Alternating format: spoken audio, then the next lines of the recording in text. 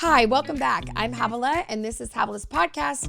And today we are tackling the mind-body hack, what it looks like to unlock your brain's full potential. This is part of a whole series called Intentional Living. So if you like it, go back and listen to a couple of them. But we're going to jump in today and talk about why it matters that we understand the dynamic of both our mind and our body and how they work together. Let me ask you a question. What if the secret to a sharper mind and better decision making lies in the way you treat your body? Well, I believe that has tons of evidence. It's very true. And it's really important that we understand this. So first, we want to understand the loop, the idea of the mind-body exchange and why that matters. So what I mean by that is we want to kind of unpack the idea that there's this constant interplay between your mind and your body, and they each influence each other. Now, some of this content that you're going to hear today, I'm taking from one of my favorite books called How to Have a Good Day by Dr. Carolyn Webb. Now, you can go back and find that. I think she's just Carolyn Webb. I always call her doctor, but she's not. Carolyn Webb. And you can find that book. But some of these things that she's talking about, I'm mentioning. And one of those is this idea of the mind-body loop. And so really what she kind of unpacks and what I love about intentional living is to understand that there's this constant interplay, that you can't separate your mind and your body, that they interact together. They affect each other. And instead of resisting that, like I'm going to divorce my body and I'm just going to work on my mind and my inner, being and relational and be offended that my body is reacting, or work really hard on my body and don't do any of the inner work and don't quite understand why my life isn't working, actually beginning to respect the fact that we were created like that we are a triune being and we are a body, soul, and spirit, and those interact together. So the sooner we accept it, the sooner we begin to understand it and then begin to empower it. Wow, that's how transformation happens. So what I want to do today is I really want us to look at the idea that our physical actions will always impact our mental state, and that your thoughts, my thoughts, affect our physical health. It's true. And I'm not just the one saying it. In fact, scripture talks about it in Proverbs 17:22. It says, a cheerful heart is good medicine.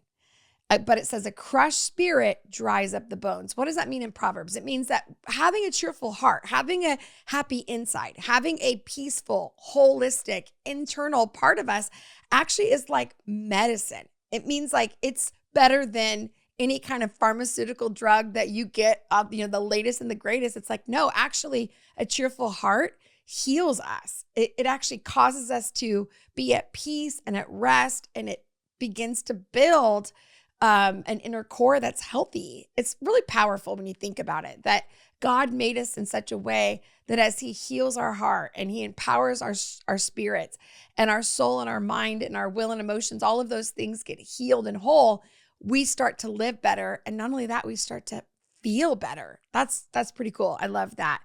Psalms 46:10 says to be still and know that I am God.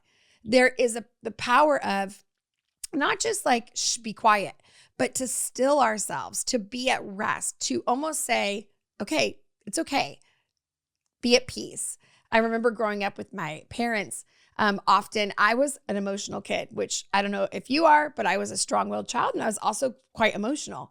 And I remember my mom would say to me, Havilah, it's okay. Just take a minute, like take a deep breath, calm down, take control of your soul. And what she meant was, you have the authority to not just be run by your emotions, but you actually can control. You can actually put into authority all those things. So it wasn't that we were dismissing it, but it was that idea that you can control your soul, which means I have authority. I have the power to tell my mind, we're not going to think that. And I have the power to say, hey, emotions, you're not going to lead my day. And I have the authority to actually tell myself the choices that I'm making are not just I have to, but I actually get to decide what I'm going to say yes to and what I'm going to say no to.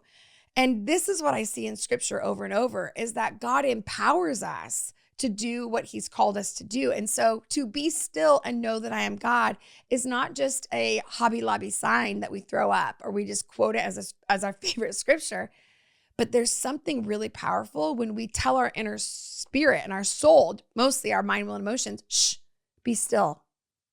Take a minute. And what I think the world often calls it is mindfulness. It's that ability to take a minute and be present in your body and to experience what's happening at that moment and begin to identify and then have leadership over those areas.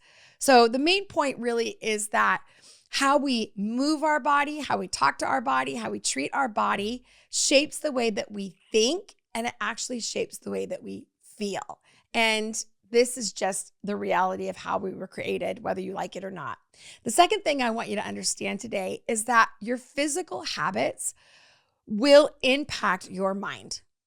Like the physical habits that you have will impact your mind. And I like to say, if you change your mind, you change your life. The thoughts that you have and the way you think about life and the way that you identify things in your life that you want or you don't want matters. We're going to even talk about that in the next couple of weeks. There's a whole podcast that we have about checking some of these things. You're going to love it. You're going to want to subscribe to make sure you don't miss it. So what does that mean? Well, your physical habits impact your mind. So what's really important to understand is that you need to actually have a few things in order for you to live that intentional life. And these are the things, when I say it, you're probably going to be like, Havilah, let's not talk about this. Or like, I know. And I'm telling you, as a middle-aged woman who lives a very full life, I have to be reminded of these things. The first thing that's really important is sleep. Sleep is critical. Now, I didn't understand this until I was in crisis. I think I've told you this story before, but it wasn't until I was in a counselor's office being treated for postpartum depression, which I had been diagnosed with. I had every sign of it. And I asked her, what do I do? And she said something to me that I was completely offended by, that she would even mention this. Like this was like an obvious treatment to my deep depression. And she said, I want you to get a full night's sleep. And I'm like, I can't have a full night's sleep. I have a 1-year-old and a 3-month-old. I don't get sleep. Like sleep is for people that are like have older kids. Like I've given up sleep. That's what we're doing. And she said, here's the problem. If you don't sleep, your brain isn't able to function. And it gets so critical in its deficiency that if I give you something to do, it'll only bring on more shame and bring on more anxiety because your brain can't actually process what I'm giving you, even some things to look at. I learned later on that our body can detox in many different ways, but the only way our brain detoxes is through sleep. Isn't that powerful? So sleep is really, really important. And she said, if you do not get a good night's sleep, you need 3 nights of good sleep in a row in order for your brain to function at full capacity. And that's just powerful. I think it's very important. So why is that important in what we're talking about? Because we talk about intentional living. Sometimes we think about goal setting and reading scripture and, doing this and doing that. And I'm like, no, pull it back. This is a very practical and spiritual thing, which is to get good sleep. In fact, Psalms 127:2 talks about it. He says, he gives his beloved sleep. Like it's a scripture. It's like, hey, sleep is important. And so what I had to do is I had to look at sleep like it was a doctor's order. And for some of you, you keep kind of borrowing time and thinking I'll sleep later. And what happens is, and I love one of the things that Carolyn Webb talks about is that when we skip on sleep, or we skimp on sleep, I should say, it's like forgetting to save your progress. It's like you've done all these types of things, but when you skip on it or skimp on it, both can be used. You actually forget to save things. You miss things and you don't even mean to, but cognitively you miss things when you don't sleep. So one of the things you really want to think about with your mind and body loop is sleep. Second, obviously, exercise. I know you said it out loud when I paused, but exercise is really important because exercise, it boosts moods and memory, decision-making, and it increases that blood flow and releases positive neurochemicals into our brain. So one thing I worked on this last year, I come from the generation that's like, if you aren't working as hard as you possibly can for an hour, you're not working out. Like I came from this step class generation, which was like you had weights around your ankles. You were doing an hour of heavy, intense step workout. Then you'd go into like a weightlifting class. I mean, it was like if you aren't drenched in sweat, you're not working out. And a lot of things have been coming out about exercise and about what it means to be fit. And what they found as you get older is that walking can be really significant to you living a healthy life. And that ultimately the benefits of walking almost gain as you get older. My parents are 75 and 74. They walk every single day. They look 20 years younger than they are. And the reason I think it is because they walk all the time. And I live in a place where I don't always like to walk by myself. And so I went on Amazon and I bought this little walking pad on Amazon Prime, like sale day. And it's under our bed, and I pull it out, and my goal is to walk 10 to 12 to 15,000 steps a day. And it's really helped me. It's helped my back pain. It's helped my brain fog. It's really been very helpful. So again, don't overthink it, but understand that if you're going to intentionally live, I had to let go of the idealism and just start doing something. And so that's really important. In fact, I was thinking about our author school, and I have these authors that I coach every year to write their first draft. And we've seen it. In fact, it's crazy to think we've graduated over 500 of our students in our author school, and they write their manuscript in like 16 weeks. In like three months, they finish their book, or 3.5 months. And what's wild is I will tell them often that one of the best things you can do is that when you are in a block, a creative block, go for a walk. Yes, that rhymes. You can write that down, but it's like when you're in a creative block, go for a walk, which means do something different, engage your brain in another way. And for me personally, I have sat and tried to work through something mentally or emotionally, relationally. And I found that a 5-minute walk or 5 minute of get up and do something else can really matter. And that's what I'm trying to tell you is that if you want to live this intentional life, you got to figure that out. And so I would say, even because we are in the new year, if you're watching this, you might be watching this in July, and that's great. But for New Year, what I found is that I always made these massive goals, and then I would crap out in like 5 weeks and not do it again. I actually think you should start with something so small that it's impossible for you not to do it, which is like, I might just wear my tennis shoes, for every day to remind myself to work out, or I might go for a walk to the mailbox and back and start to create those habits that allow you to grow into bigger habits. And there's lots of studies on that and books on that. So very, very important to understand that. And then the third thing we want to think about with the mind-body loop is mindfulness. And what that means, and this is important, is it's about your breathing. It's about your posture. It's about stillness so that it signals your brain to relax and to focus.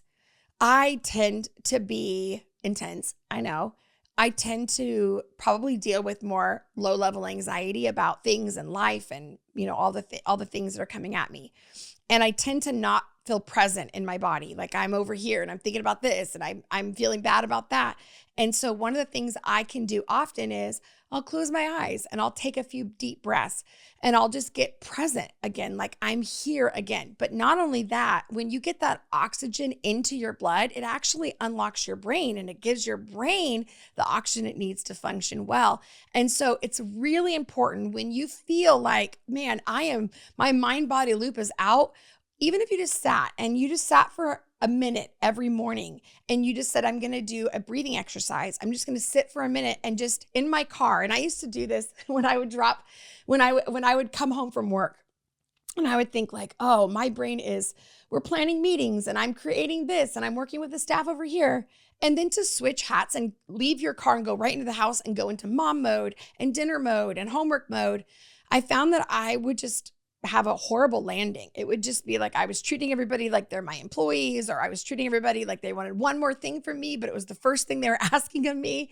And so for many years, I would just sit in my car for like 5 minutes and just take some deep breaths and just kind of get present of like, I am now going through the threshold of a different environment. And for some of you, it may not be kids, but it may be that you're at work and now you're going home. And so having that practice, just sit and take a deep breath and go, I'm transitioning to the next environment. It's very important. In fact, Philippians 4:6, one of our favorite scripture verses, it says, don't be anxious for anything.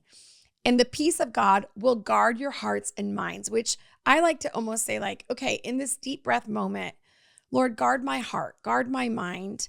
I'm not going to elevate anxiety. I'm going to elevate peace. And I'm making a choice to magnify peace over anxiety. They're both there. Both are happening at the same time, but I'm going to actually give more authority to the peace that's available to me. So what does that mean when it comes to exercise, sleep, mindfulness? Well, this is kind of my third point, which is we want to start reversing the loop of the mind and body. So we have to start by shifting our perspective. And how do we do that? Well, we start fostering positive thinking, and we start thinking about things that are, it's almost like instead of it's not going to work out, it's going to work out. Or we start to begin to understand that when I think positively, it actually gives me and gives my physical body an ability to be calm and have energy. So we always go, oh, there's those people, they're so positive, they're so happy, they're just, toxic positivity. No, understand that sometimes positivity, and again, it doesn't mean that good and bad aren't happening at the same time, but when we focus on the good, there's actually a benefit, and they have found this even in science, that it fosters a calmness and gives us energy for what we're about to do. And so that is really important. So what can we do? How do we actually shift our perspective and have some practical actions when it comes to this reversing the loop of the mind and body? Well, you ready? You're going to smile. I know it sounds so dumb. I'm just going to smile. Okay, Havilah, what if I don't feel like smiling? Well, it's amazing, but studies have shown that the act of smiling changes your brain and it releases the good endorphins and the things that help you to relax and stay calm and to stay present. You're going to stand tall. You're going to take deep breaths, and you're going to begin to send all that encouraging and positive energy to your brain so your brain can function well. I think about this when I get up to preach, and people don't know this very often, but in a lot of, psychology, they talk about this power stance, which is when you get up before you speak, you should get as big as you can, lift your arms, take up some space, and get your body like in the atmosphere. So when you walk on that stage, you're big, you have presence. You're not just the small person hoping that they can take up space, but you take it on. Well, that's great, like on a practical kind of earthly level. But when you really think about it spiritually and even supernaturally, what happens often before I preach? Well, I worship. The first thing I do often for 20 or 30 minutes in any service that I go to is I'm lifting my hands. I'm giving God glory, but guess what? I'm also taking up space. I'm also getting big in the room and saying, I have an identity here. I'm a child of God. I belong here, and I'm giving him glory, but he's also giving me identity. And so many of us think, well, how do I change all of this? Well, maybe it's time to actually take a step in worship. Maybe it's time to lift your hands again. Maybe it's time to be a little more expressive in how you worship and give that stance. And what I am amazed, and again, I don't have time to get into all of it, but I am a singer, and I took voice lessons for many, many years, and I had a vocal coach for many years, and then a throat and nose doctor because I have nodules on my vocal cords. And they said the best way to sing, literally to get the best sound out of your voice, out of your diaphragm, out of everywhere, is the best stance is to have your hands raised. That literally when you raise your hands, everything relaxes on the inside of you, and that air can come from your diaphragm and up through your throat and out, and that's how your voice. Do you think that's on purpose? I do. That God created us to have the best voice when we are standing and lifting our hands. Anyway, maybe it's just me, but I love that idea. So what's important? Well, I would say, I think one of the best steps you could take this week is to take a minute, maybe 2 minutes a day, put it on your phone, Put it somewhere where where you drive every day to work or leaving work, and you're going to sit in your car for 2 minutes and you're going to take some deep breaths and you're going to sit up tall and you're going to begin to go, okay, how my body is presenting itself, how I'm controlling my body affects my brain. And so I'm going to sit up tall. I'm going to smile. I'm going to take some deep breaths, because whether I like it or not, they are intertwined and they are interlinked. So again, most importantly, when we care for our body, we transform our mind, and we renew our mind, we restore our life. It's just that important. So take one physical thing this week and do it, and understand that you treating your body well will actually help your mind, your body, and soul, and all those things. It's really powerful. Lastly, I want to say this. I did mention our authors. If it wasn't time sensitive, I wouldn't talk about it, but it is time sensitive. We have a school, and the school opens up once a year, and it's for those people that have always had this big dream to write their book. I didn't have help writing books. I didn't know how to write a book. But now I've written many books, and I've helped many people, hundreds and hundreds of people from all over the world, write their first draft. If you have a dream where you want to finish that book, I don't know if it's fiction, nonfiction, a novel, a cookbook, whatever it might be, but I need help. I need someone to help me do this, or I'm never going to get it done, or I don't know how to do it. Guess what? You don't have to do it alone. Like, I don't know why you think you have to sit in a dark room and, bleed out as you're trying to write this book, when you actually could sit with a whole community of people that will not just encourage you and help you, but actually walk you through the finish line. So if you're curious about that, there's a link in our bio. You can literally, or in the notes, click that. I promise you, it'll take you right there. Applications are open now. There's no cost to being curious. So, go in there, look around, find out what it's about, and see if it'll serve you well. I hope that you'll join us. If nothing else, thanks for being here. It's been a good week. Remember that mind-body hack really matters. And if you do something this week and it changed you, or you noticed a difference, put it in the comments. Let us know. I'd love to know. We read it, each and every one. Other than that, you guys, have a great day, and I'll see you next time.